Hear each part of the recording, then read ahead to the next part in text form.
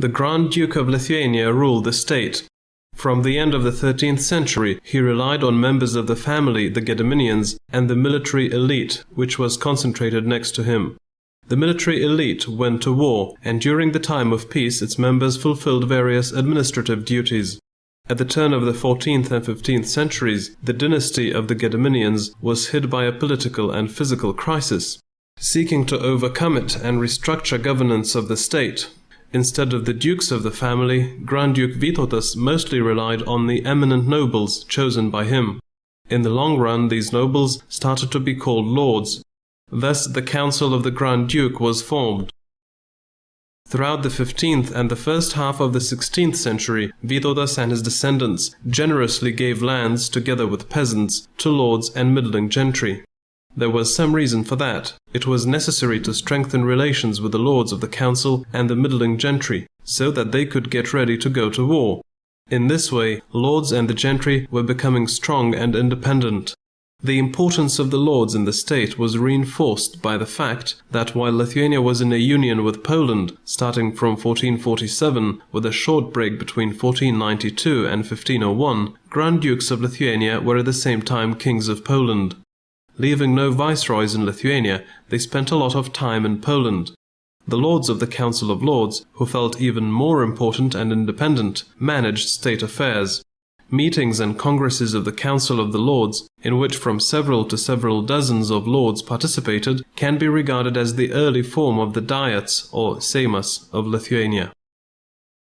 The significance of the middling gentry and taxpayers in the state's life increased during the wars with Moscow at the beginning of the 16th century. With taxes and military tension increasing, the ruler and the Council of Lords started inviting the gentry to take part in congresses. They were notified about new taxes and other changes in the state there. From the third decade of the 16th century, the gentry started to be inquired whether they agreed to pay new taxes, and in their turn the gentry presented different requests to the ruler. These congresses were called Diets of Lithuania. Every nobleman had the right to come to them.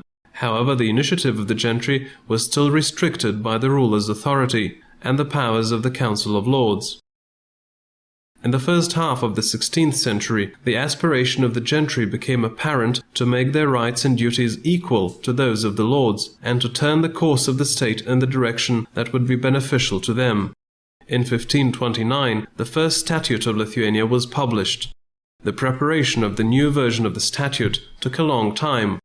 The Diet, or Seimas, which was convened in Bielsk in 1564, made essential reforms in the structure of the state, which were enshrined in the Second Statute of Lithuania, adopted in 1566.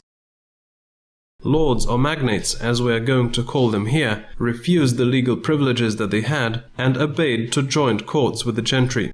This enabled self-government of the nobility estate, consisting of formally equal members, to emerge. The state was divided into the so-called powiats. They became territorial units of self-government of the nobility estate. As a rule, all the gentry of the district would gather in local diets, which would solve the affairs of the powiat and the entire state.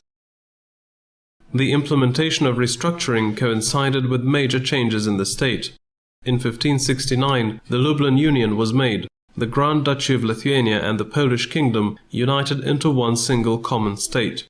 The newly created state, the Republic of the Two Nations, had a common ruler and a common Seimas, but both Poland and Lithuania retained their statehood.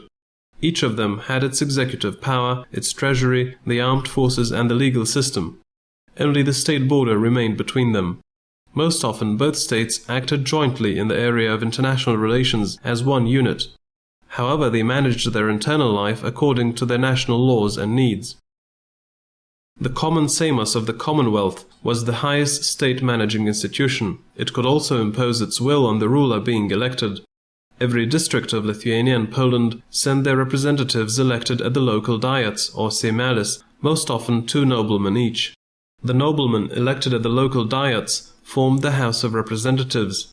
Another part of the Seimas was the Senate, which consisted of bishops of the Catholic Church and the highest state officials. Finally, in the long run, the ruler was also started to be regarded as part of the Seimas. Hence the Seimas consisted of 3 houses, that of representatives, the Senate, and the ruler. The House of Representatives was the part representing the estate of the gentry, members of the Senate were appointed, and the ruler again was elected by the Seimas itself, and ruled as long as he lived.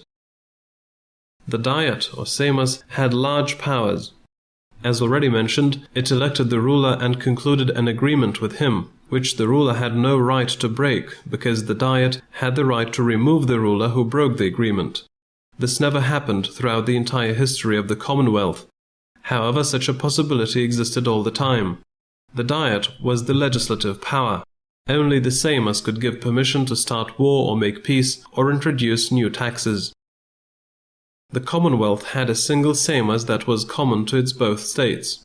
Most often it gathered in Poland, in Warsaw. Only in 1676 its representatives achieved that every third Seimas should be convened in Lithuania, in Gardinas. However, due to various reasons, this decision was not always observed. Soon after the Lublin Union, the gentry and magnates of Lithuania felt that they had lost their forum. Therefore, they tried to preserve the old Diet, the Seimas of Lithuania, in some form.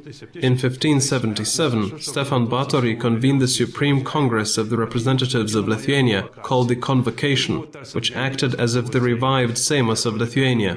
This seemed like a violation of the provisions of the Lublin Union, but everything was done with the ruler's sanction, thus legally. Under the rule of Stefan Batory and Sigismund Vasa, perhaps about 20 such convocations were convened. Later they disappeared. However, the gentry and the lords of Lithuania were still looking for ways of solving the affairs of Lithuania independently, without interference of the Poles. They gathered in congresses that took place prior to the Diet to discuss the affairs of Lithuania and a common line of behavior at the Diet. At the Diet itself, the representatives of Lithuania often gathered in separate meetings, in which they drew up laws of Lithuania. Later they submitted them to the entire Diet for approval. The basis for the work of the Diet was the understanding that all the gentry of the Commonwealth were equal, that no decisions could be adopted without the common consensus. These seemingly democratic attitudes led to the principle of unanimity, also referred to as the liberum veto right. It meant that if at least one member of the Diet disagreed to a new law, the law would not be adopted. In the long run, even all the laws that had been adopted before could be revoked in the event someone expressed contradiction. This procedure that became established in the second half of the 17th century paralyzed the work of both the Diet and the legislation process. Seemingly serving as an instrument of protecting the rights of a person or the minority rights, it actually led the state into disorder. Many Diets dissolved or were dissolved without having adopted any decisions. There were cases when the members had to disperse without even having started work. For example, from several Diets of Augustus III, only one completed its work.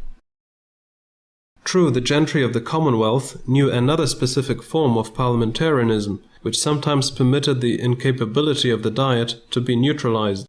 These were the so-called Confederations, where part of the gentry, or all of them, however separately in Poland and Lithuania, declared having united into a confederacy. Sometimes the Diets, too, joined these confederacies.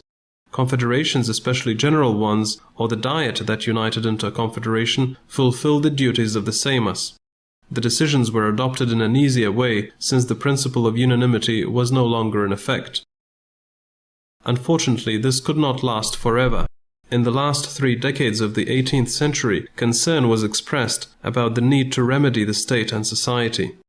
The time for the reforms of the Seimas was ripe. The Seimas of 1788, which had united into a confederation and which grew into the 4-year Diet, or the Seimas of Reforms, undertook to carry them out. On the 3rd of May 1791, the Diet adopted the law, which proclaimed the new structure of the state, put in place relations of competencies of various branches of power, planned to centralize state administration and to implement sufficiently deep reforms of social life.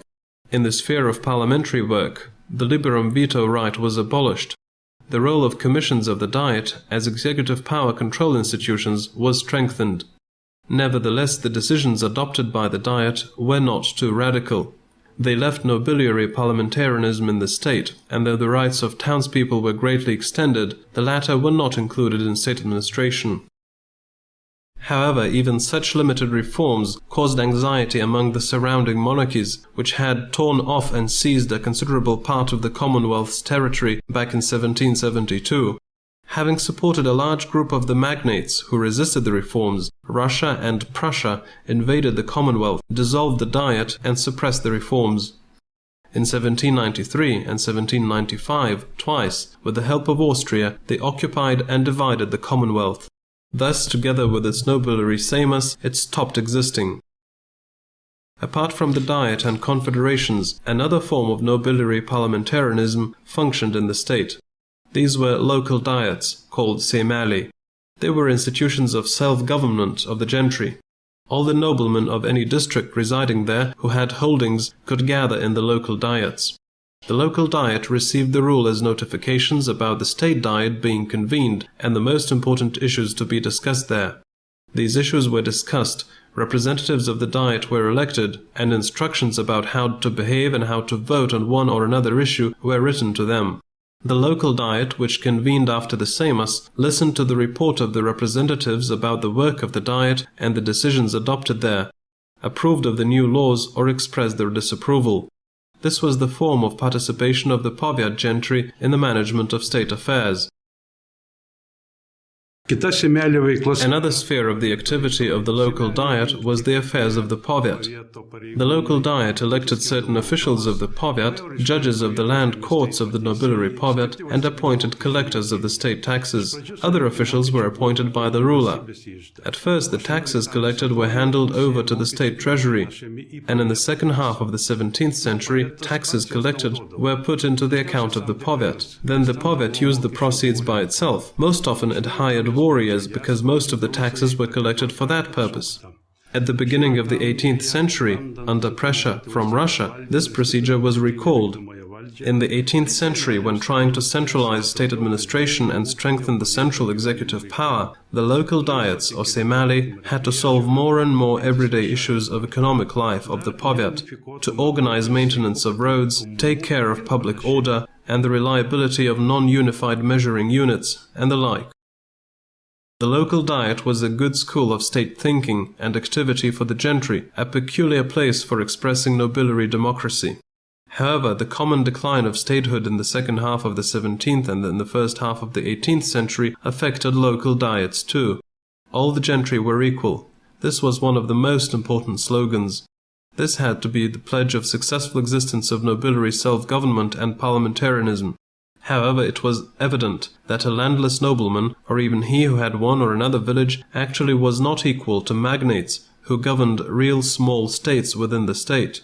They found ways of how to influence the gentry masses to win them over to their side in their contest against other magnates. This resembled customary relations, where a magnate would take care of his supporters and sometimes simply sponsor drinking parties for the nobles gathered in the local diet. The estate of the gentry monopolized state administration, and like every monopolist, gradually it degraded. As has already been mentioned, it was only in the second half of the 18th century that, under the influence of the ideas of the Enlightenment, after education had been reformed and with more educated people coming to the local diets, the diets started to be restructured. Most of the local diets of Lithuania did not yield to campaigns by the opponents to the reforms initiated by the 4-year diet, and in February 1792 approved the reforms declared in the law of 3rd of May 1791. In 1794, the local diets organized the authorities for the uprising against Russian occupation in Powiats, and organized resistance to foreign armed forces. This was their swan song. Though being restructured and adapted to the needs of the empire, the local diets still existed for some time after Russia had occupied Lithuania.